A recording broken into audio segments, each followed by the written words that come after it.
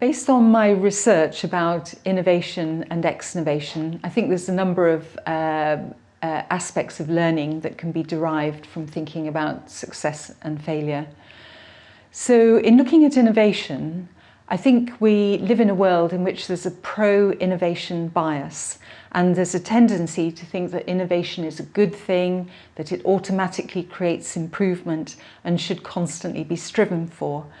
But what my research talks about is how innovation can go wrong and how innovation doesn't always lead to improvement.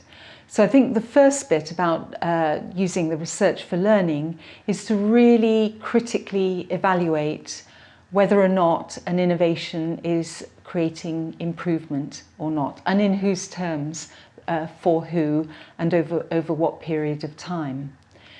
The second element of learning, I think, is about exnovation. And exnovation, as I said, is about the deliberate killing off of an innovation.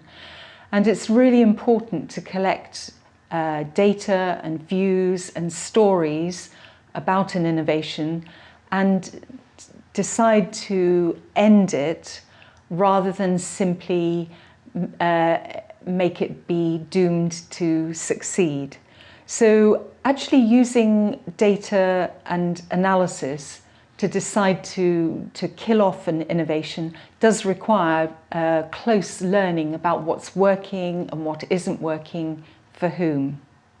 I think one other element is to see innovation and exnovation as actually linked to each other. Some people say that the British state has been involved in hyper-innovation, which means there's too much innovation going on, and it's difficult for people to focus on innovations if there's so much going on, and very difficult to sustain it. So in a way, exnovation is the counterpart to innovation, and you can use exnovation to kind of declutter the organisational landscape in order to have enough space for good or promising innovations to actually survive. I think the final thing I'd say about learning from innovation and exnovation is that in public services, the importance of sharing good and promising practice across different public service organisations, between police forces, between police and health, between police and local government, and so on.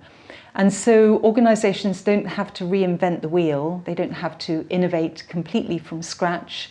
They can take ideas from other settings, other public services, or from the private sector, and actually take their learning in that way, but making sure that they adapt rather than do a copy and paste job in terms of taking that innovation and implementing it themselves.